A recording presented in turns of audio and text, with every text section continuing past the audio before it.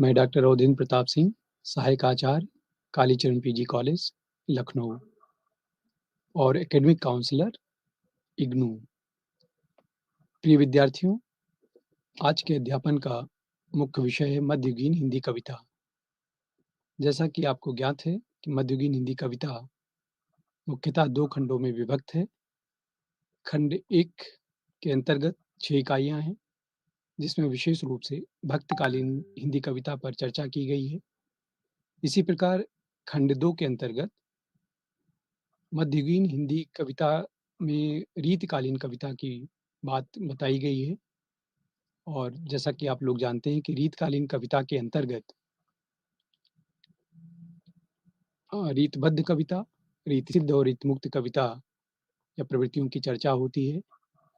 आज की अध्यापन का मुख्य विषय रीतकालीन कविता है। जैसा कि आप लोग जानते हैं कि संपूर्ण हिंदी साहित्य के इतिहास को अध्ययन की सुविधा की दृष्टि से 4 कालखंडों में विभक्त किया गया है। आदिकाल, भक्तिकाल, रीतिकाल और आधुनिक काल। हम लोगों ने इसके पूर्व में पूर्व मध्यकाल अर्थात भक्तिकाल पर विस्तार से चर्चा की थी और आज की के इस अध्यापन में हम रीतकालीन कविता, रीतकालीन का नामकरण, रीतकालीन कविता का वर्गीकरण, उसकी मूल प्रवृत्तियाँ, इस पर चर्चा करेंगे। जैसा कि हम लोग जानते हैं कि रीतकालीन कविता आज का जो समय है, समय निर्धारण हुआ आचार्य रामचंद्र शुक्ल ने संवत 1700 से 1900 तक के समय को रीतकाल की संज्ञा दी है। रीतकाल की जो कविता है, जिसे हम उत्तर मध्यकाल की कविता के रूप में भी याद करते हैं, करीब 200 वर्षों का इसका समय रहा है और इस 200 वर्षों में जिन कवियों ने रीतकालीन कविता की, उन पर विस्तार से हम आज चर्चा करेंगे। मुख्यतः रीत तत्व की प्रधानता को ध्यान में रखते हुए इसका जो नामकरण है, वो रीतकाल किया गया और इस काल के अधिकांश कवियों ने आचार्यत्व का निर्वाह करते हुए लक्षण ग्रंथों की परिपाटी पर रीत ग्रंथों की रचना की, जिनमें हम लोग देखते हैं कि अलंकार है, रस है, नायिका भेद है, आदि काव्यांगों का विस्तार से विवेचन किया गया है। तो एक तरह से रीतकाल के अंतर्गत लिखी गई जो कविताएँ हैं, वो कहीं न कहीं एक बनी-बनाई व्यवस्था, एक बनी-बनाई अ, सुविधा के अनुरूप ही लिखी जाती थी, जिनमें हम लोग देखते हैं कि नायिका भेद या अलंकार या रस या श्रृंगार को प्रमुखता दी गई है। यद्यपि रीतकाल के पूर्व भी कुछ कवियों ने रीत ग्रंथों को रचने का प्रयास किया था, जिनमें सबसे पहले कृपाराम जी का नाम आता है। उनकी एक रीत ग्रंथ युक्त कविता है, रचना है, हित तरंगिनी। हित तरंगिनी में उन्होंने रीत कालीन उस पैटर्न पर कविता रचने का प्रयास किया था। साहित्य लहरी जो सूर्यदास जी की रचना है, उसे भी रीत युक्त रचना हम मान सकते हैं। इसी तरह से नंददास ने रसमंजरी में रीत का निरूपण किया है। तो भक्ति काल में भी हमें रीत के अनुरूप कविताओं का रचना का रूप मिलता है, लेकिन उसका वो रूप नहीं मिल पाता है जो रीतकालीन कविताओं में हमें दिखाई देता है या रीत निरूपण का जो बृहद स्वरूप हमें रीतकाल के अंतर्गत दृष्टिगत होता है। रीतकालीन कवियों में प्रमुख रूप से जिन्होंने रीत निरूपण किया, उनमें मतीराम का नाम आता है, चिंतामणि, भूषण पद्माकर देव इत्यादि ने रीत रीत ग्रंथों की रचना की। रीत का काल के नामकरण को लेकर के भी विद्वानों के मध्य कई मतांतर हैं, जिनमें डॉक्टर चार्ल्स ग्रियर्सन ने रीत काल को रीत काव्य की संज्ञा दी। उन्होंने कहा कि जो रीत का काल है, उसे उसके लिए सबसे उपयुक्त नाम रीत काव्य है, क्योंकि इस युग में जो कविताएँ लिखी जा रही थीं, वो कहीं न कहीं किसी रीत का अनुकरण करते हुए लिखी जा रही थीं, तो इसका सबसे उपयुक्त नाम उन्होंने रीत काव्य सुझाया। इसी प्रकार से मिश्र बंधुओं ने इसके लिए अलंकृत काल का नाम दिया। उन्होंने कहा कि इसका नाम सबसे उपयुक्त नाम अलंकृत काल कहना ज़्यादा उपयुक्त होगा और आचार्य रामचंद्र शुक्ल ने स्वयं इसे रीत काल की संज्ञा दी थी और उत्तर मध्यकाल को भी उन्होंने स्वीकार किया और आचार्य विश्वनाथ प्रसाद मिश्र ने श्रृंगार काल, रीत काल को कहा। उनका मामला मानना था कि रीत काल में जो भी रचनाएँ लिखी जा रही हैं, उसका जो केंद्र विषय है, केंद्रीय विषय है, वो श्रृंगार है। कोई भी कवि श्रृंगार को प्रमुखता देते हुए, श्रृंगार को आधार बना करके ही अपनी रचना करता है। इसलिए सबसे उपयुक्त जो नाम है, वो श्रृंगार काल है और इनकी बात से बहुत सारे विद्वानों में मतभेद था और इसी को देखते हुए डॉक्टर रमाशंकर शुक्ल ने एक नया नाम दिया और इसे उन्होंने कला काल कहा। उनके अनुसार रीतकालीन जो काव्य है, जो कविता है, उसे कला काल कहना सबसे उपयुक्त होगा। वहीं पर त्रिलोचन शास्त्री जी ने अंधकार काल का नाम की संज्ञा दी रीत काल को। उनका मानना था कि भक्ति काल के अवसान के बाद जिस युग का प्रारंभ होता है, वो एक तरह से उसकी कोई दिशा नहीं है, उसका कोई गंतव्य नहीं है और एक दिशाहीन कविता है और इसलिए उन्होंने इसके लिए नाम सुझाया कि अंधकार काल कहना 1700 संवत से लेकर के और 1900 तक के मध्य रची गई रचनाओं के लिए सबसे सटीक रहेगा। रीतकाल नामकरण अधिक उपयुक्त है। अधिकांश विद्वानों ने रीतकाल को ही सबसे सटीक नाम माना है और क्योंकि ये प्रवृत्त मूलक नाम है और ज़्यादातर आचार्यों ने, विद्वानों ने इस नाम को स्वीकार किया है। तो हम लोग देखते हैं कि रीतकाल का जो प्रारंभ था, जिसमें रीत निरूपण केंद्रित ग्रंथ रचे गए, उनमें अधिकांश विद्वानों ने अपने-अपने तरीके से उस पर अपने विचार व्यक्त किए हैं और ज़्यादातर विद्वानों का ये मानना रहा है कि रीतकाल कहीं न कहीं से एक बनी-बनाई परिपाटी पर लिखी जाती हुई कविताएँ हैं और उसको काल की संज्ञा देना, रीत काव्य की संज्ञा देना सबसे उपयुक्त होगा। संस्कृत में जो रीत शब्द है, उसका प्रयोग वामन ने एक विशेष संप्रदाय के रूप में किया है। वामन का मानना था कि अ, विशिष्ट पद रचना रीति है, मतलब विशेषो गुणात्मा कहकर उन्होंने विशेषत्व को स्पष्ट किया है और उन्होंने कहा है कि जो रीति है, वो एक तरह से विशिष्ट पद रचना है और जिसे हम लोग रीति कहते हैं। फिर उनका आगे इसी बात में वो अपनी बात बढ़ाते हुए कहते हैं कि ओज, प्रसाद, माधुर्य और कांति आदि काव्य के जो गुण बताए गए हैं और उससे युक्त जो रचना है, वो रीति है। अतः हम लोग देखते हैं कि जो रीति का अर्थ है, वो एक एक ओर वो शैली के रूप में रीत का प्रयोग होता है, दूसरी ओर एक पद्धति के रूप में रीत का प्रयोग हम लोग होते हुए पाते हैं और तीसरी तरह रीत एक मार्ग भी है। उस मार्ग पर चलने वाला जो रीत रचनाकार है, रीत का अनुयायी है, उसे हम रीत के रूप में निरूपित करते हैं। हिंदी में जो रीति शब्द है, इसका प्रयोग उपर्युक्त अर्थों से भिन्न रूप में प्रयोग हुआ है। यहाँ रीत ग्रंथ का तात्पर्य काव्यांग निरूपण करने वाले जो लक्षण ग्रंथ हैं, उनसे लिया जाता है। जिन ग्रंथों में अलंकार है, रस है, ध्वनि है, शब्द, शक्ति और नायिका भेद आदि काव्य तत्वों का निरूपण किया जाता है लक्षण के आधार पर, उन्हें हम रीत काव्य कहते हैं, रीत काव्य कह सकते हैं। उदाहरण शैली में किया गया जो दृष्टांत होता है, उसे हम रीत के अंतर्गत रखते हैं। तो जो मुख्य रूप से जो हिंदी में जो रीत का प्रयोग है, वो इसी रूप में हुआ है और इसी रीत ग्रंथों को लक्षण ग्रंथ भी कहा जाता है। अधिकांश लक्षण ग्रंथ यद्यपि संस्कृत की जो काव्य शास्त्रीय परिपाटी रही है, उसके आधार पे लिखे गए हैं। इसमें से तो कुछ निश्चय ही प्रतिभाशाली आचार्य थे और कुछ ऐसे थे कि जो केवल कवि थे, वो आचार्य तो उनमें नहीं था, फिर भी उन्होंने परंपरा को ध्यान में रख कर के रीत युक्त रचनाएँ करने का प्रयास किया। इस संदर्भ में आचार्य रामचंद्र शुक्ल जी का कथन अवलोकनीय है।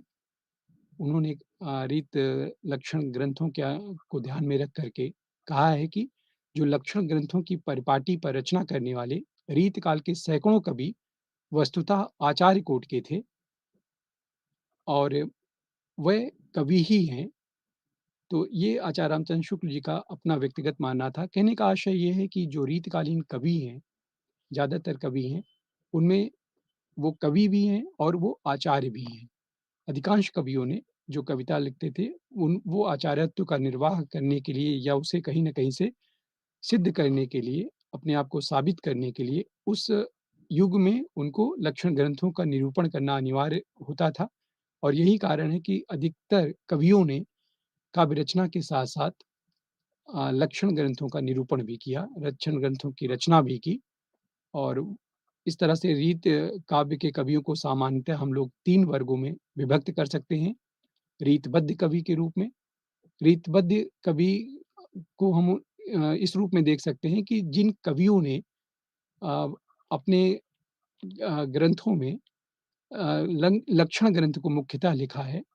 लक्षण ग्रंथों पर जिन्होंने अपनी रचना की है, वो रीतबद्ध के अंतर्गत ऐसे कवियों को रखा जाता है। रीतबद्ध के अंतर्गत जो भी कवि आता है, अधिकांश लोगों ने लक्षण ग्रंथों को प्राथमिकता दी है, लक्षण ग्रंथों की रचना की है। उन्हें हम रीतबद्ध के अंतर्गत देखते हैं। रीतिसिद्ध कवि वह हैं कि जो लक्षण ग्रंथ नहीं लिखे हैं, उनका कोई भी लिखा गया एक भी लक्षण ग्रंथ नहीं है, किंतु रीत की जानकारी का उपयोग वह अपने काव्य ग्रंथों में करते हैं। जैसे हम बिहारी का नाम ले सकते हैं। बिहारी को रीत के लक्षण का या काव्यशास्त्र का, काव्यांगों का अच्छा ज्ञान था, किंतु उन्होंने लक्षण ग्रंथ नहीं लिखे, अपितु लक्षण ग्रंथ की जगह पर उन्होंने उस ज्ञान का, उस जानकारी का अपने काव्य में पूरा-पूरा उपयोग किया और ऐसे कवि रीतिसिद्ध कहलाए। तीसरी कोटि या तीसरी प्रवृत्ति जो हमें रीत काल में दिखाई देती है, वो रीत मुक्त कवियों की है। रीत मुक्त कवियों की विशेषता ये थी कि उन्होंने ना तो लक्षण ग्रंथ लिखे और ना ही रीत की जो जानकारी का उपयोग उन्होंने अपने काव्य में किया। तो इस तरह से जो तीसरी कोटि के कवि के अंतर्गत रचनाकार या कवि हमारे सामने आते हैं, उन्होंने स्वतंत्र रूप से रचना की और इनमें घनानंद, आलम बोधा ठाकुर का नाम उल्लेखनीय है। इन रचनाकारों ने रीतकालीन उस परंपरा से परिचित होते हुए भी उन्होंने ना तो उस परंपरा का अनुकरण किया, ना ही लक्षण ग्रंथ लिखा और ना ही उस परंपरा में बद्ध करके या उस ज्ञान का उपयोग करते हुए उन्होंने काव्य में उसकी प्रस्तुति दी। अपितु इसकी जगह पर स्वतंत्र रूप से रचना करना उन्होंने श्रेयस्कर समझा। तो रीतबद्ध कवि कविता से आशय है कि जो लक्षण ग्रंथ और उनके जो लक्षण ग्रंथकार हैं, अगर हम उनका संक्षेप में उल्लेख करें तो उनमें चिंतामणि का नाम हम लोग ले सकते हैं। चिंतामणि ने काव्य विवेक लक्षण ग्रंथ या उनका निरूपित ग्रंथ है। कविकुल कल्पतरु महत्वपूर्ण ग्रंथ है लक्षण ग्रंथ का या श्रृंगार मंजरी।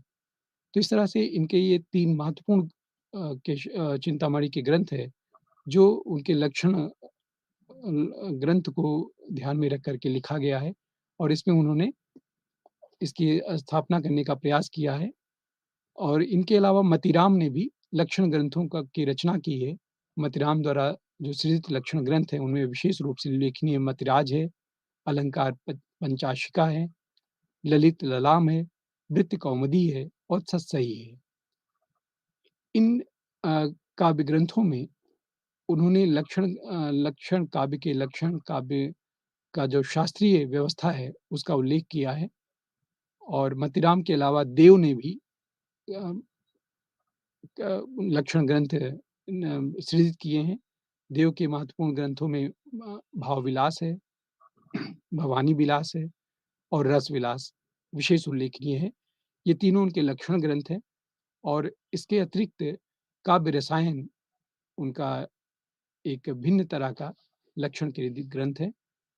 पद्माकर ने भी कई लक्षण ग्रंथों का सृजन किया था। रीत रीतिबद्ध रीतबद्ध कविता के अंतर्गत जिनमें जगत विनोद, पद्माभरण, प्रताप सिंह, गंगा लहरी और प्रबोध पचासा विशेष रूप से द्रष्टव्य है। प्रबोध पचासा में उन्होंने लक्षण ग्रंथों का सृजन करते हुए बताया है कि एक प्रभावी कवि के लिए आवश्यक है कि वो लक्षण ग्रंथों की रचना करें और उसकी अच्छे कवि होने की जो कसौटी है, उसके लक्षण ग्रंथ ही हैं। इसी प्रकार भिखारी दास ने काव्य निर्णय, श्रृंगार निर्णय, रस सारांश और छंद प्रकाश आदि लक्षण ग्रंथ लिखे हैं। तो रीतबद्ध के अंतर्गत हम लोग देखते हैं कि चिंतामणि, मतीराम, देव, पद्माकर और भिखारी दास जैसे बड़े रचनाकार लक्षण ग्रंथ लिख रहे होते हैं और आगे चल कर के इनसे प्रेरित होकर के कई सारे रीतकालीन कवियों ने लक्षण ग्रंथों का सृजन किया और इस तरह से मुख्य जो प्रवृत्ति के रूप में हमें लक्षण ग्रंथ रीतबद्ध कविता के अंतर्गत दिखाई देते हैं। रसलीन भी लक्षण ग्रंथ लिखे, उनमें रस प्रबोध उनका बहुत उल्लेखनीय लक्षण ग्रंथ है और अंग दर्पण 2 महत्वपूर्ण उनकी काव्य रचनाएँ हैं, जिसमें उन्होंने लक्षण का निरूपण किया है। तो इस प्रकार से हम लोग देखते हैं कि रसलीन, पद्माकर, देव, भिखारीदास, चिंतामणि और मतीराम, इन लोगों ने विशेष रूप से लक्षण ग्रंथों का सृजन किया और रीतबद्ध कविता को उत्कर्ष तक पहुँचाया। रीत सिद्ध कवि के रूप में एकमात्र कवि हमारे सामने आते हैं बिहारी दास और उनकी एकमात्र रचना है बिहारी सतसई। इसमें इसे हम रीति सिद्ध के कोटि का की रचना कह सकते हैं और रीति सिद्ध कविता के विषय में हमने पूर्व में ही बताया कि रीति सिद्ध वह कविता है जिसमें लक्षण ग्रंथ तो नहीं लिखे गए, लेकिन जो रीतबद्धता की परिपाटी है, जो उसका ज्ञान है, जो रीत की व्यवस्था है, उसका उपयोग अपनी कविता में किया है इन कवियों ने और बिहारी सतसई इसके लिए सबसे बड़ा उदाहरण है, जिसमें उन्होंने करीब दोहों में इसकी रचना की है और इसमें उन्होंने अ, उस ज्ञान का पूरा-पूरा उपयोग किया है। इस प्रकार जो तीसरी प्रवृत्ति रीतकालीन कविता की दिखाई देती है, वो रीतमुक्त काव्यधारा है। रीतमुक्त काव्यधारा के प्रमुख कवि घनानंद, आलम बोधा और ठाकुर हैं। दुजदेव भी रीतमुक्त कविता के अंतर्गत रखे जाते हैं, लेकिन प्रमुख रूप से इन 4 कवियों का नाम आता है। घनानंद ने रीतमुक्त कविता यानी कि स्वच्छंद रूप से जो काव्य सृजन किया, जिन्होंने ना तो रीत सिद्ध या रीतबद्ध का अनुकरण किया, अनुपालन किया, बल्कि स्वतंत्र होकर के मुक्त होकर के उन व्यवस्थाओं से उन्होंने काव्य सृजन किया और जिनमें महत्वपूर्ण उनका ग्रंथ है, सुजान है, हित प्रबंध है, इश्क लता और पदावली उल्लेखनीय है। इन ग्रंथों में उन्होंने रीतमुक्त काव्य रचना की व्यवस्था नए सिरे से स्थापित की और पदावली, इश्क लता, हित प्रबंध, सुजान, इन रचनाओं में हमें कहीं न कहीं से मूल जो भाव है, वो प्रेम केंद्रित है। प्रेम को केंद्र में रख कर के इन्होंने रचनाएँ की। इनके समकालीन या रीतमुक्त दूसरे कवियों में आलम का नाम विशेष रूप से लिया जाता है। आलम की एकमात्र रचना है जो मुक्त काव्य प्रवृत्तियों से युक्त है, वो आलम केली है। आलम केल में आलम ने जो कथा वस्तु बनाया है वो प्रेम ही इसमें कथा मूल रूप से स्पंदित है और इसी आधार पे उन्होंने ये रीतमुक्त रचना की है आलम केल।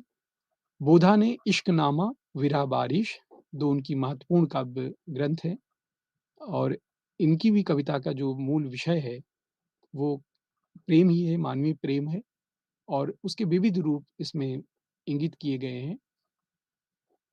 ठाकुर जो रीतमुक्त विशिष्ट कवियों में अपना स्थान रखते हैं, उन्होंने ठाकुर ठसक और ठाकुर शतक 2 काव्य ग्रंथों का सृजन किया है और इन दोनों में जो मुक्त कवियों की मुख्य प्रवृत्ति है, कहीं न कहीं उसमें मानवीय प्रेम, अनुभूतियाँ और उसकी अभिव्यक्ति की प्रबलता की भावना व्यक्त होना, ये सब कुछ इनके काव्य में भी मिलता है उसी रूप में। इस तरह से रीत काल के जो कवि हैं, वो आचार्य बनने का प्रयास ज़रूर करते हैं। हर कवि जो कहीं न कहीं से कविता कर रहा होता है, वो आचार्यत्व को सिद्ध करने के लिए लक्षण ग्रंथों का सृजन करता है या लक्षण ग्रंथ को रचने का प्रयास करता है। किंतु जैसा कि आचार्य रामचंद्र शुक्ल ने पूर्व में ही बताया कि उन्होंने प्रयास तो ज़रूर किया, लेकिन हर उस रीतकालीन कवि को वो आचार्य मान लेना उचित नहीं होगा। ये बात अलग की है कि उन्होंने आचार्यत्व को सिद्ध करने के लिए लक्षण ग्रंथों को रचने का प्रयास किया और लक्षण ग्रंथों को रचने का या रीतकालीन काव्य जो सबसे ज़्यादा प्रभावित हो संस्कृत साहित्य से रहा है और संस्कृत साहित्य की उस व्यवस्था को कहीं न कहीं वो हिंदी में रूपांतरित करके कुछ भिन्न तरह से व्यक्त करने का प्रयास करता है। किंतु इसमें कोई दो राय नहीं है कि मुख्य रूप से जो रीत काल का रचनाकार है, उसमें अधिकांश कवि हैं और कुछ एक ऐसे हैं जिनको हम आचार्योक्त से ओतप्रोत देख पाते हैं, मान पाते हैं और जिन्होंने बहुत उत्कृष्ट कोटि का लक्षण ग्रंथ भी लिखा है। या लिखने में उनको सफलता प्राप्त हुई है। इस प्रकार से क काव्य में रीतकालीन काव्य में कला पक्ष की जो प्रधानता है या उसका उसमें जो चमत्कार की प्रवृत्ति है, वो काफ़ी प्रभावी रही है और रीत काव्य की जो प्रमुख प्रवृत्तियाँ हैं, उन पर अगर हम लोग बात करें तो रीतकालीन संपूर्ण काव्य की जो मूल प्रवृत्ति है, वो हमें रीत निरूपण के रूप में हम देख सकते हैं, उसकी प्रवृत्तियों के रूप में कि रीत निरूपण रीतकालीन कविता की जो मुख्य धारा है, वो रीत निरूपण है। कहीं न कहीं से लक्षण ग्रंथों को सृजित करना और कविता को शास्त्रीय रूप में व्यवस्थित करना, कविता लिखने का एक व्यवस्थित मानक तय करना, बनाना और उसके अनुरूप काव्य सृजन के लिए प्रेरित करना रहा है। तो रीतकालीन काव्य की प्रमुख प्रवृत्तियों के रूप में हम रीत निरूपण को देख सकते हैं कि रीत निरूपण करना रीतकालीन कवियों की प्रमुख प्रवृत्ति रही है, जिनमें केशवदास की जो कवि प्रिया है अ, वो उल्लेखनीय है। केशवदास की कवि प्रिया या चिंतामणि की कविकुल कल्पतरु, मतिराम की ललित ललाम और भूषण का शिवराज भूषण और देव का रस विलास। इन ग्रंथों की में हम लोग रीत निरूपण के तत्व को अ, महसूस करते हैं, पाते हैं। इनमें इनकी रचनाओं में अ, के माध्यम से इन्होंने रीत निरूपण करने का प्रयास किया। इसी तरह से रीतकालीन कविता की जो दूसरी महत्वपूर्ण विशेषता है, वो इनकी इन कविताओं में निहित श्रृंगारिकता है। रीतकालीन का प्रत्येक कवि कहीं न कहीं से श्रृंगारपरक रचनाएँ करता आया दिखाई देता है।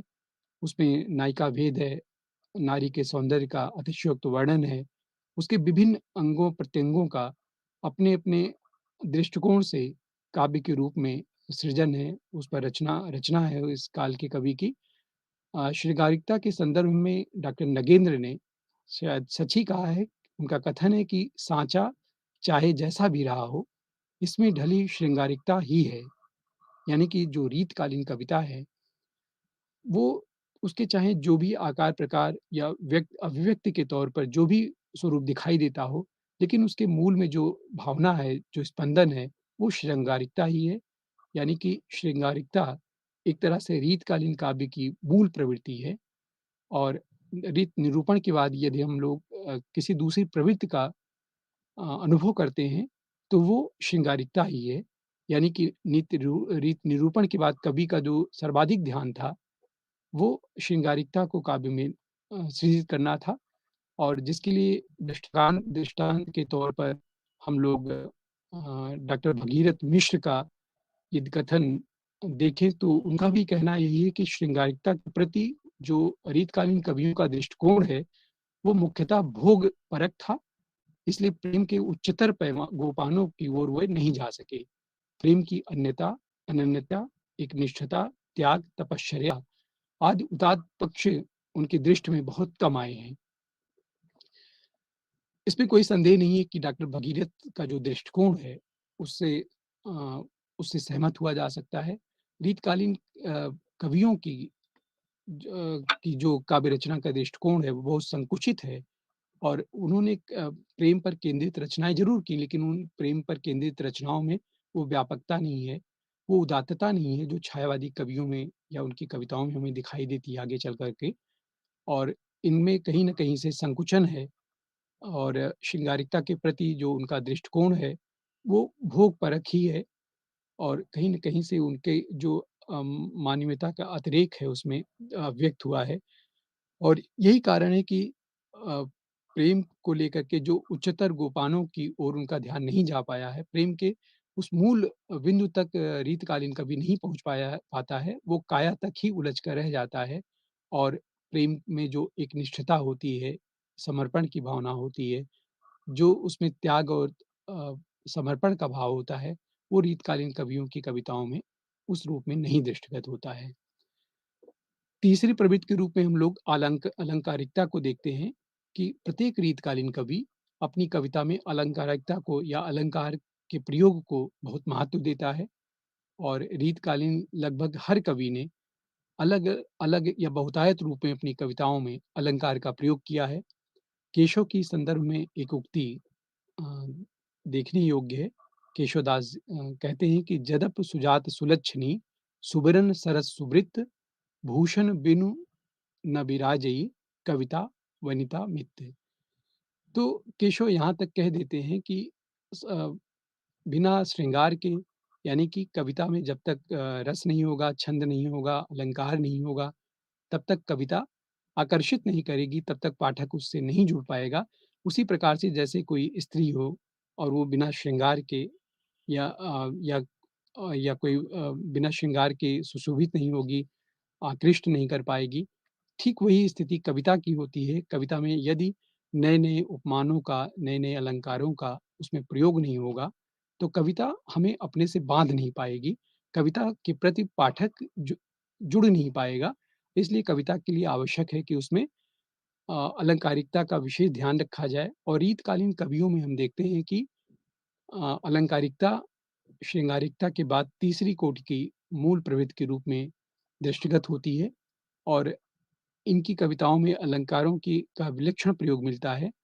और हम लोग केशव की रचना में रामचंद्रिका में देखते हैं कि हर दूसरी पंक्ति में उसमें एक एक नया अलंकार आ जाता है और नए-नए अलंकारों का वो प्रयोग करते चलते हैं, एक झड़ी लगा देते हैं अलंकारों की।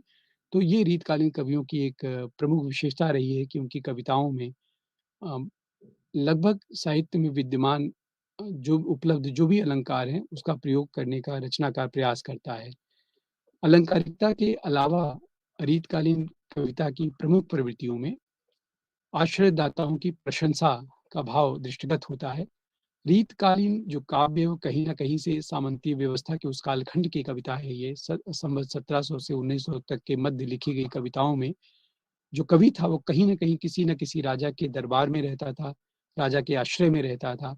ऐसे में स्वाभाविक है कि जो रचनाकार जिसकी शरण में रहेगा, उसका गुणगान गाएगा या उससे प्रभावित होगा या उससे प्रभावित हुए बिना नहीं रह सकता है और उसकी रचना में कहीं न कहीं अपरिहार्य रूप से उस राजा का जो जिसने उन्हें आश्रय दिया है, उसकी सराहना का भाव आ ही जाता है और ऐसे रीतकालीन कई कवियों में वो हमें ये भाव दिखाई देता है।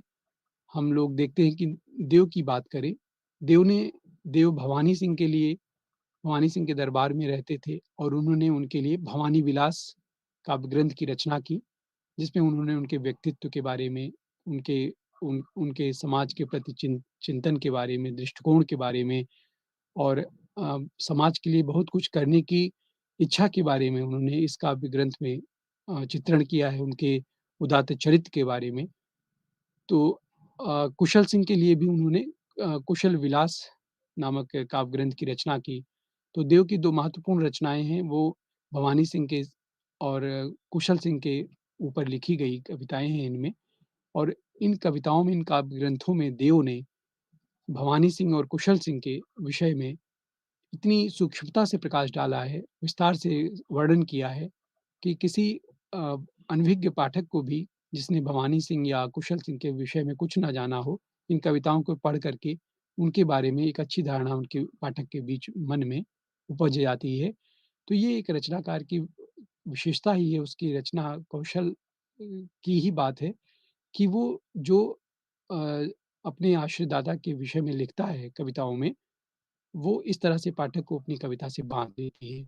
तो रीतकालीन काव्य का की एक प्रमुख प्रवृत्ति में आश्रयदाताओं की अतिशयोक्त प्रशंसा या अतिशय प्रशंसा के रूप में दृष्टिगत होती है। सूदन ने भरतपुर के राजा सुजान सिंह के लिए सुजान चरित्र की रचना की थी। सुजान चरित्र में भी उन्होंने अ, सुजान सिंह के चारित्रिक उदात्तता पर प्रकाश डाला है। उनके निर्मल व्यक्तित्व और समाज के प्रति जो उनका लगाव था, उस पर प्रकाश डाला है और इस तरह से उन्होंने अपने आश्रयदाता राजा सुजान सिंह के प्रति अपनी कृतज्ञता ज्ञापित की है। भूषण ने भी भूषण वीर रीतकाल के प्रमुख वीर प्रधान कविता करने वाले रचनाकार हैं और भूषण ने भी अपने आश्रयदाता के प्रति काव्य रूप में अपनी कृतज्ञता ज्ञापित की है। शिवराज भूषण की रचना उन्होंने की, भूषण ने और शिवा बावनी नामक काव्य ग्रंथ की रचना की। इस संदर्भ में आचार्य रामचंद्र शुक्ल जी का जो कथन है, वो विशेष रूप से उल्लेखनीय है कि शिवाजी और छत्रसाल की झूठी खुशामद नहीं कह सकता। वह आश्रयदाताओं की प्रशंसा की प्रथा के अनुसरण मात्र नहीं है।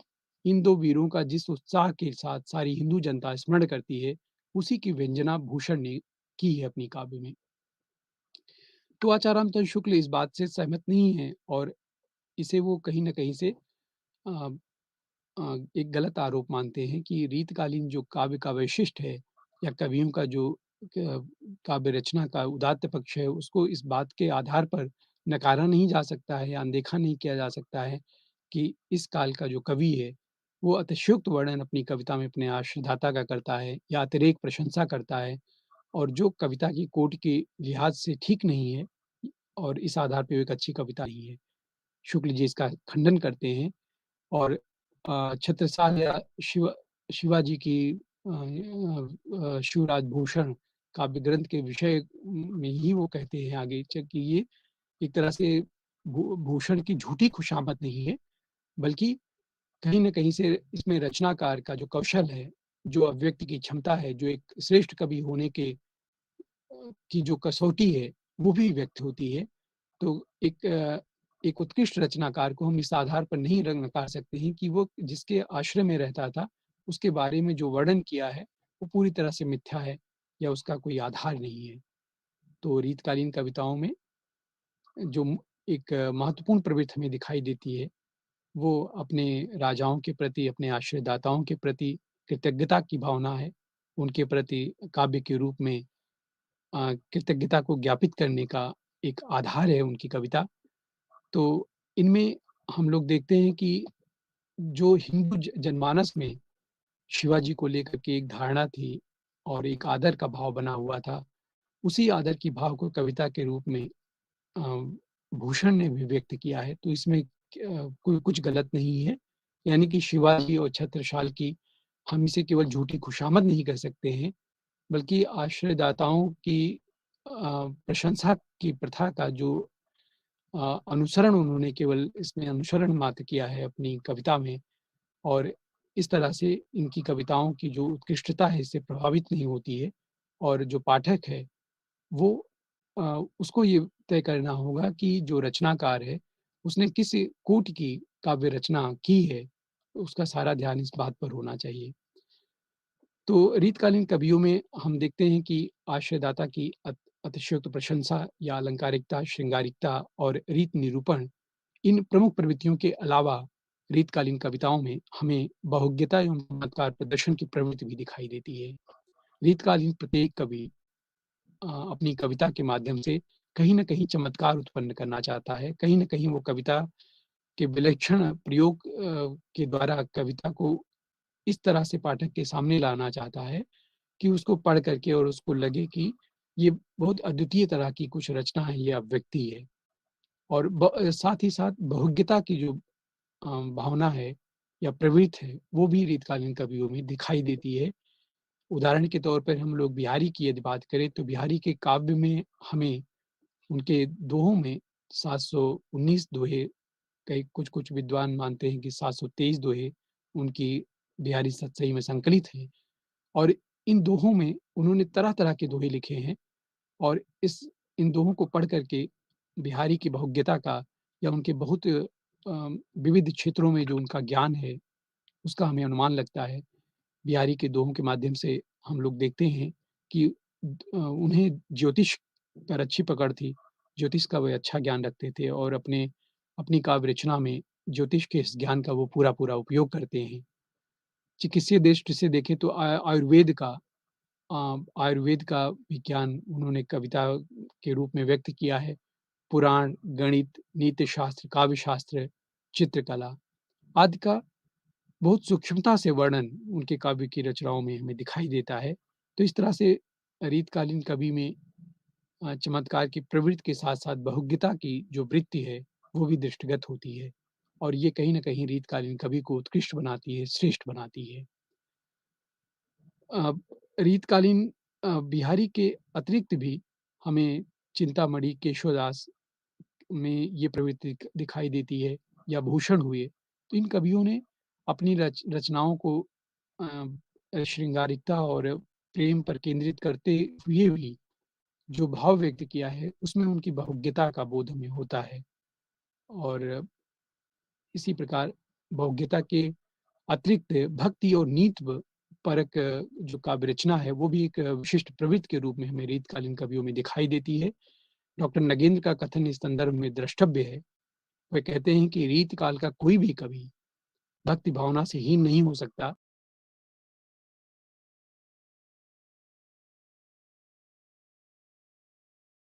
कहने का आशय यह है कि अ, रीतकालीन कविता में जो रचनाकार है, वो केवल भक्ति भावना से हीन होकर के केवल श्रृंगार पर केंद्रित होकर के या श्रृंगार परक रचनाएँ वो नहीं कर रहा होता है, अपितु श्रृंगारिकता के साथ-साथ कहीं न कहीं वो उस समय की जो अ, व्यवस्था थी, जो स्थितियाँ थी, परिस्थितियाँ थी, उसको भी ध्यान में रख कर के अपने काव्य का विषय बनाता था और इसी का परिणाम है कि श्रृंगार और प्रेमयुक्त रचनाओं के बावजूद रीतकालीन कविताओं में हमें नीतिपरक कविताएँ भी दिखाई देती हैं।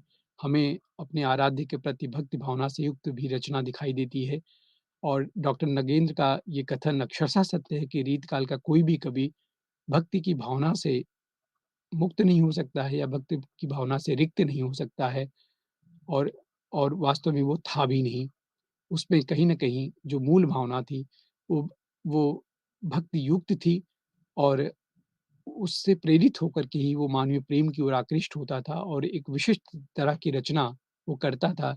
इसे वो अपने शब्दों में मनोवैज्ञानिक आवश्यकता उस रचनाकार की बताते हैं कि उसके लिए भक्ति की शरण में रह कर के या भक्ति भाव को मन में रखते हुए ही काव्य रचना करना उसकी आवश्यकता भी थी। इसी प्रकार नारी के प्रति कामुक दृष्टिकोण रीतकालीन कविताओं की रीतकालीन कवियों की जो मूल प्रवृत्ति है, वो उस रूप में दिखाई देती है। नारी के प्रति इन कवियों में अ, उनकी दैहिकता के आकर्षण के प्रति प्रतिबद्ध होकर के, ये बद्ध करके काव्य रचना करना, ये एक प्रवृत्ति के विशिष्ट प्रवृत्ति के रूप में हमें दिखाई देती है। यानी कि रीतकालीन जो कवि है, वो कहीं न कहीं नारी के शरीर तक ही केंद्रित होकर के रचना करता है। यही कारण है कि जहाँ भक्ति काल का समय काल 1375 से 1700 तक यानी कि करीब-करीब सवा 3 साढ़े 300 वर्षों तक रहा, वहीं केवल 200 वर्षों में रीतकालीन काव्य का अवसान हो जाता है। रीतकालीन कविता अपने चरमोत्कर्ष तक पहुँचकर अवसान की ओर उन्मुख हो जाती है। तो इस तरह से रीतकालीन जो कविता है, काव्य रचना है, वो कहीं न कहीं से केंद्रित थी और उसका मूल कारण था कि नारी के प्रति जो इनका दृष्टिकोण था, वो संकुचित था और वो कहीं न कहीं नारी के सौंदर्य तक ही अपने को केंद्रित रख पाए।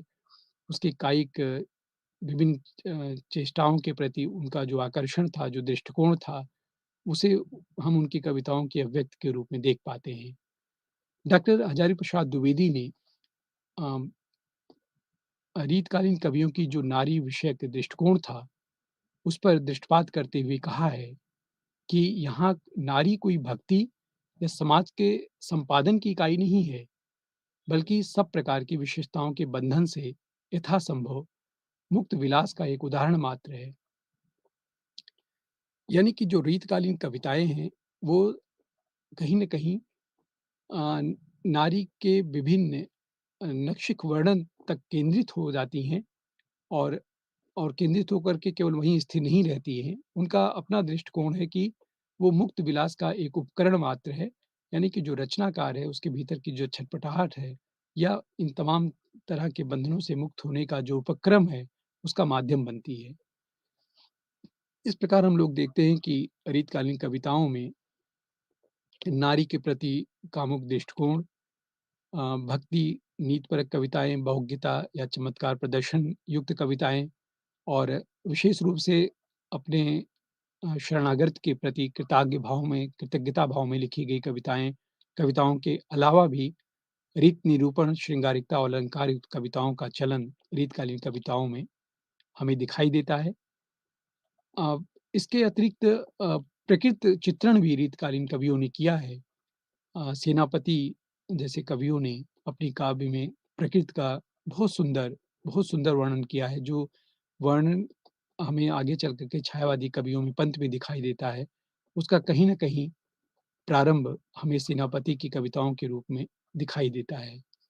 संकुचित जीवन दृष्टिकोण, इसमें कोई संदेह नहीं कि रीतकालीन काव्य की एक विशेष प्रवृत्ति के रूप में हमें उनका जो जीवन दृष्टिकोण था, वो भी बहुत संकुचित था और बहुत कम दायरे में रह कर के उन्होंने चिंतन किया और एक विशेष दिशा में या विशेष वस्तु तक ही उनके चिंतन का सारा केंद्र रहा और लगभग कवियों में, रीतकालीन कवियों में ये जो संकुचित जीवन दृष्टि है, वो दृष्टिगत होती है। मुक्ति काव्य रचना रीतकालीन कवियों में एक तो ब्रज भाषा का प्रयोग विशेष रूप से किया। अधिकांश कवियों ने या सर्वाधिक कवियों ने ब्रज भाषा को ही अपनी कविता का विषय बनाया, कविता की व्यक्ति का माध्यम बनाया और एक तरह से मुक्त काव्य रचना रीतकालीन कवियों ने की। मुक्त कवियों के रूप में हम लोग मुक्त घनानंद, आलम बोधा, ठाकुर द्विजदेव इत्यादि रचनाकारों का उल्लेख करते हैं। इन लोगों ने मुक्त होकर के स्वच्छंद रूप में काव्य रचना की और अपनी रचना की भाषा का जो माध्यम बनाया, वो ब्रज भाषा बनाया। तो कुल मिलाकर के रीतकालीन काव्य की जो प्रवृत्तियाँ हैं, उसमें निहित जो मूल वृत्तियाँ हैं, वो इस रूप में हमारे सामने आती हैं और इसमें कोई संदेह नहीं है कि इस काल का जो रचनाकार है, उसके चिंतन का, उसके दृष्टिकोण का जो दायरा है, वो बहुत सीमित था, बहुत संकुचित था और परिणाम स्वरूप रीतकालीन कवि की जो कविता थी, वो अधिक समय तक अपने पाठकों के साथ नहीं रख सकी और यही कारण है कि तकरीबन 200 वर्षों में रीतकाल जो अपने उत्कर्ष पर जाकर अवसान अवसान की ओर उन्मुख हो जाता है। 200 में रीतकाल का अवसान होता है और उसके बाद आधुनिक कालीन कविता का प्रादुर्भाव होता है और आधुनिक काल की कविताओं के अंतर्गत हम लोग देखते हैं कि जो भारतेंदु के रचनाकार हैं, भारतेंदु तक आते-आते रीतकालीन कविता समाप्त हो जाती है और एक नई तरह की प्रवृत्ति हमें दिखाई देती है। तो ये रीतकालीन काव्य रचना का कुछ अपना स्वरूप था और इन रचनाकारों में अगर हम मुख्य रूप से केशवदास की संवाद योजना की बात करें, तो उनकी कविताओं में जो संवाद योजना थी, वो बहुत विलक्षण थी, अद्वितीय थी। उनकी संवाद योजना में पत्रानुकूलता थी, संक्षिप्तता या राजनीतिक दाँव-पेच, पात्रानुकूल मनोभावों की व्यंजना मुख्य रूप से उनकी कविताओं में व्यक्त हुई है। इसी प्रकार से भाषा का जो सरस रूप है, वो हमें केशवदास की संवाद योजना में दिखाई देती है। नाटकीयता और स्वाभाविकता एक तरह से केशव की काव्य रचना का प्रमुख गुण है और जिस तरह से उन्होंने रामचंद्रिका नामक अपने महाकाव्य में जो संवाद योजना निरूपित की है, वो रीतकालीन साहित्य को बहुत उत्कृष्ट रूप में स्थिर करता है और इसमें हमें दिखाई देता है कि उनके काव्य में नाटकीयता का जो पक्ष है, वो कविता को पाठक से जोड़ने का बहुत बड़ा माध्यम बनती है। और ये कहीं न कहीं इतना स्वाभाविक लगता है कि रचनाकार को अ, एक अलग तरह के प्रतिनिधि रचनाकार के रूप में स्थापित करता है। इसी तरह से बिहारी की जो काव्य कला है, उनकी कविताओं के माध्यम से यदि हम देखें, तो भाषा की समाज से शक्ति एक बहुत बड़ी अ, अद्वितीयता है उनकी कविता में। वो समाज के माध्यम से समाज को की अभिव्यक्त भाषा का शक्ति के रूप में प्रयोग करते हैं और बहुत कम शब्दों में मतलब गागर में सागर भरते हैं एक तरह से और अपनी अभिव्यक्ति को आधार देते हैं। कल्पना की जो समाहार शक्ति है बिहारी में, वो अद्वितीय है।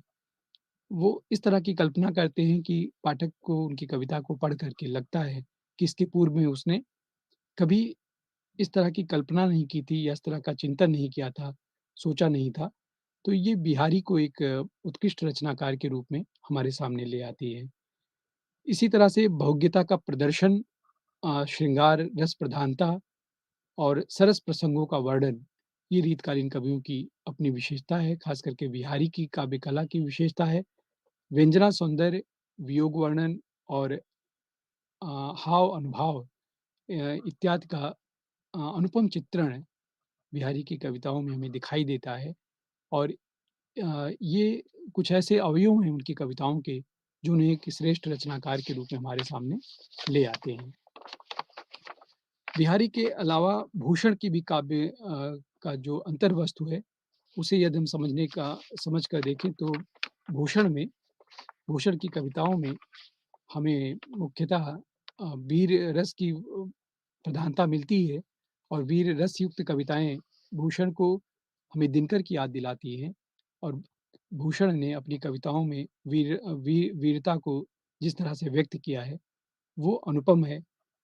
देश प्रेम या सजीव युद्ध वर्णन, धार्मिक ग्रंथों, भावों की अभिव्यक्ति इत्यादि या शिवाजी की महत्ता का अ, सृजन उनके काव्य का विशेष गुण है, विशेष आधार है।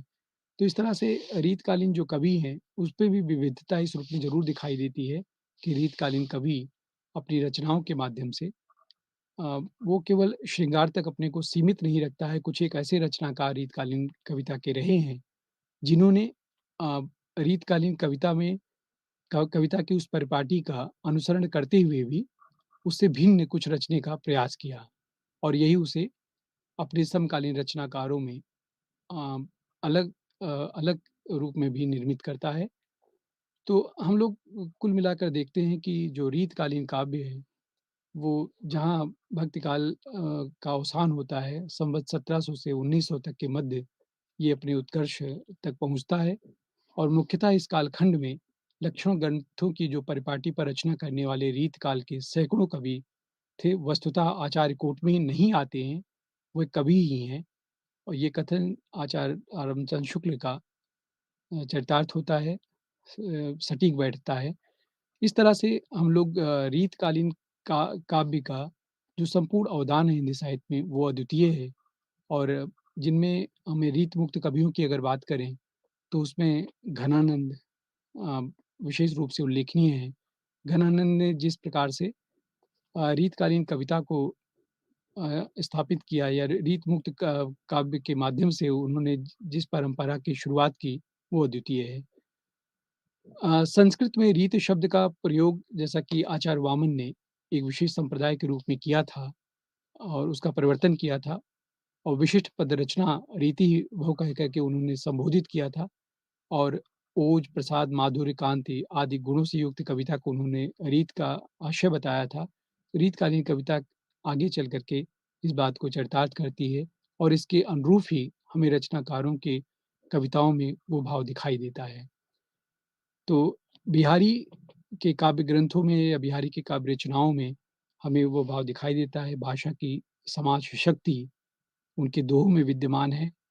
कल्पना की जो समाहार शक्ति है, चमत्कार प्रदर्शन है, बहुज्ञता का प्रदर्शन है, श्रृंगार रस प्रधानता है और सरस प्रसंगों का वर्णन है। बिहारी अपने दोहों में बहुत सरल और सहज सुंदर-सुंदर प्रसंगों का वर्णन विभाग करते चले जाते हैं और उसको पढ़ कर के पाठक सहज ही उस कविता से जुड़ जाता है।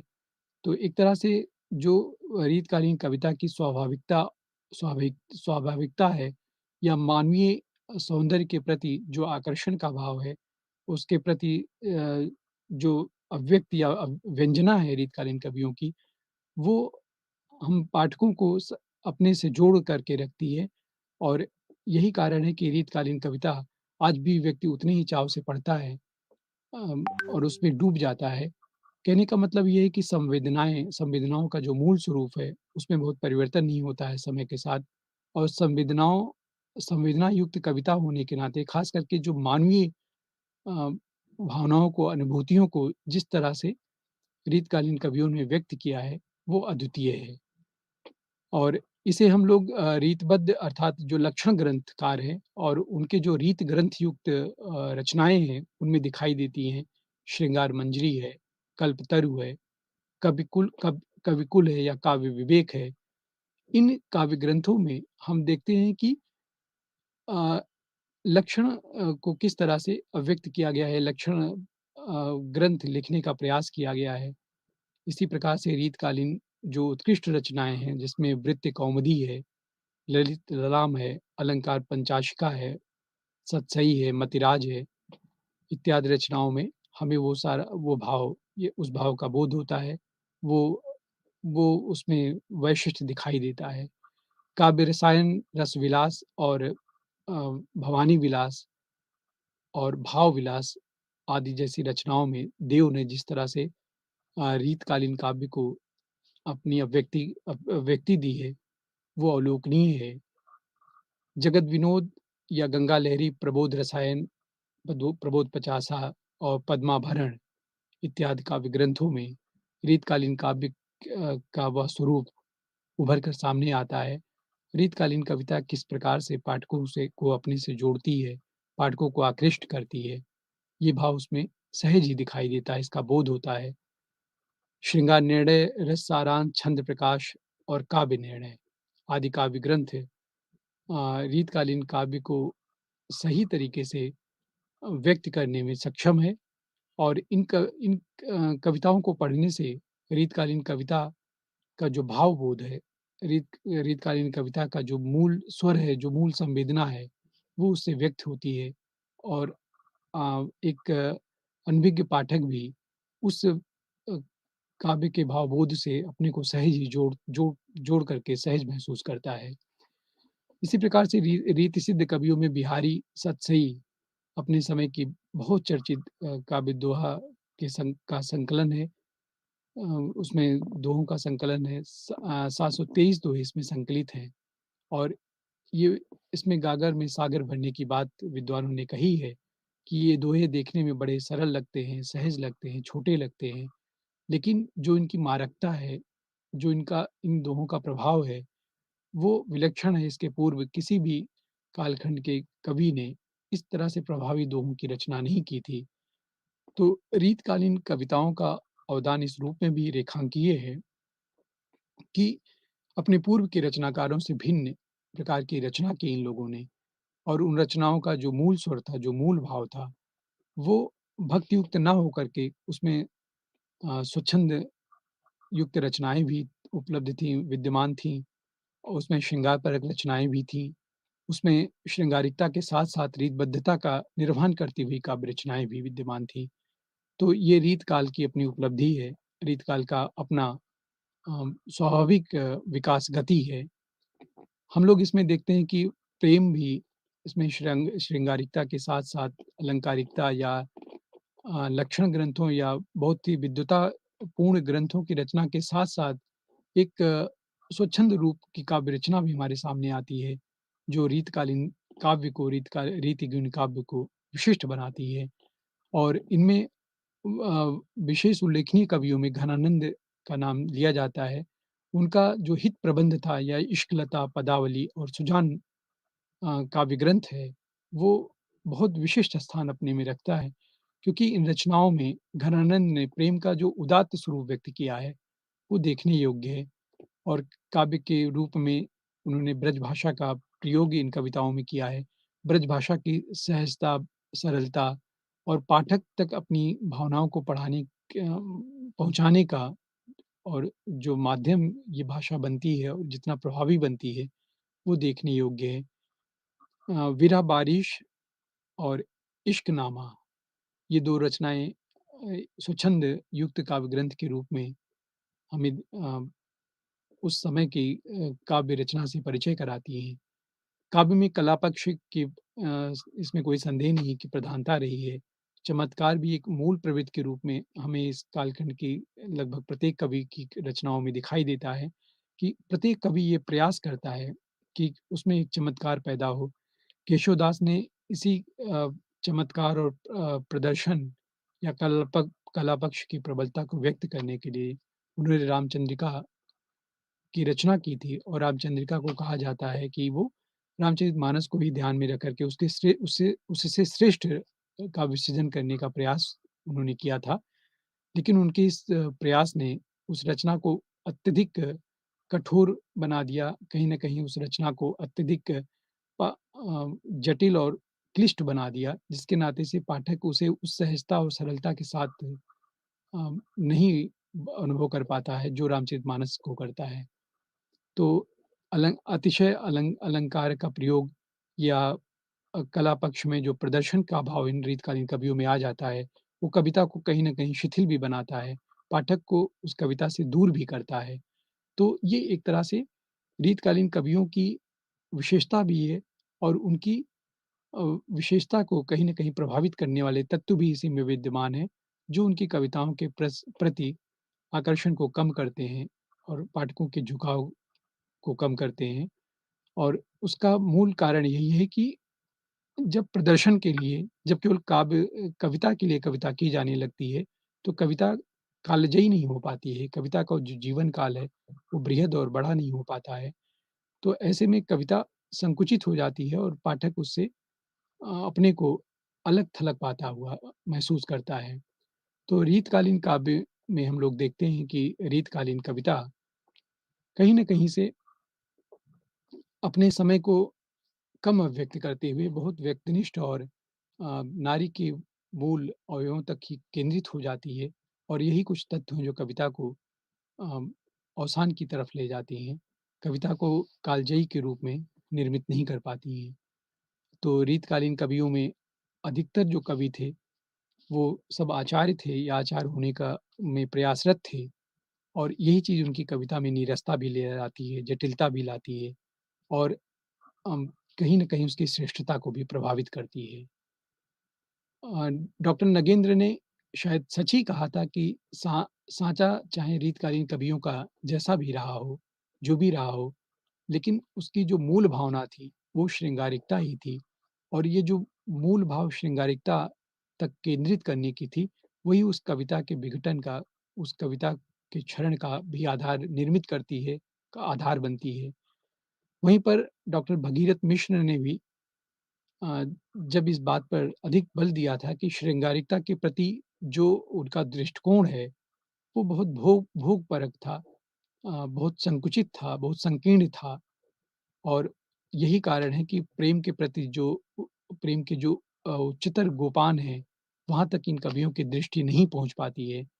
तो ये कवि कहीं न कहीं एक विशेष बिंदु तक अपने को सीमित कर लेता है, वहीं पर केंद्रित कर लेता है और जो उस कवि की भीतर की आंतरिक विशेषता थी या उस कवि को जो चीज़ें और आगे तक ले जा सकती थी, वो कवि वहाँ तक नहीं पहुँच पाता है। और यही कारण है कि प्रेम की जो अनन्यता है, एक निष्ठता है, त्याग है, तपश्चर्या है, समर्पण है और उदात्त रूप है, वो इन कविताओं में उस रूप में नहीं व्यक्त हो पाता है, जैसा हो सकता था। तो अ, कुछ ऐसे कारण हैं कि जो रीतकालीन कवियों को, रीतकालीन काव्य को उत्कृष्ट होते हुए भी और उत्कृष्ट नहीं बना पाते हैं, उन पर हम लोगों ने विचार किया। तो कुल मिलाकर के जो रीतकालीन काव्य है और उस रीतकालीन काव्य का जो अवदान है, वो इस रूप में भी रेखांकित किए हैं कि इस काल का जो कवि है, वो अपनी कविताओं में अ, मानवीय अभिव्यक्ति को केंद्र का आधार न बना करके वो नारी तक ही अपनी काव्य अभिव्यक्ति को, काव्य व्यंजना को सीमित कर लेता है और इसकी इसी सीमित करने की जो धारणा है, जो सोच है, जो प्रयास है, उसकी कविता को क्षीण करता है। तो हम लोग देखते हैं कि वो रीतबद्ध कवियों में चाहे चिंतामणि हो, मतीराम हो, देव हो, पद्माकर हो, इन सब ने कहीं न कहीं से जो काव्य रचना की और काव्य के माध्यम से जिस तरह के काव्य के स्वरूप को निर्मित किया, वो रीतकालीन काव्य को उत्कृष्ट तो बनाती है, लेकिन रीतकालीन काव्य का को जो सरल और सहज का भाव पक्ष है, वो इससे प्रभावित होता है। इससे प्रभावित हुए बिना नहीं रह पाता है। तो इस तरह से हम लोग देखते हैं कि रीतकालीन जो संपूर्ण काव्य है, उसका अवदान इस रूप में है। तो आज के व्याख्यान में हम लोगों ने देखा कि रीतकालीन काव्य जो संवत 1700 से 1900 तक के मध्य का रहा है और रीतकालीन जो मूल प्रवृत्तियाँ थीं, वो कहीं न कहीं रीतबद्ध, रीतिसिद्ध और रीतमुक्त के रूप में हमारे सामने आती हैं। रीतबद्ध के अंतर्गत रचना करने वाले मुख्यतः वो कवि थे, जो लक्षण ग्रंथों का सृजन करते थे, जो कवि थे, कवि होने के साथ-साथ जिनमें आचार्यत्व का गुण विद्यमान था। वहीं पर जो रीति-सिद्ध कवि थे, जिन्होंने उस आचार्यत्व के बोध को जाना, समझा या उसके बारे में जानकारी रखी थी, फिर भी वो उससे भिन्न होने का प्रयास करते रहे। तो इस तरह से रीतकालीन के इस अध्यापन का आज हम यहीं विराम देते हैं। बहुत-बहुत धन्यवाद। नमस्कार।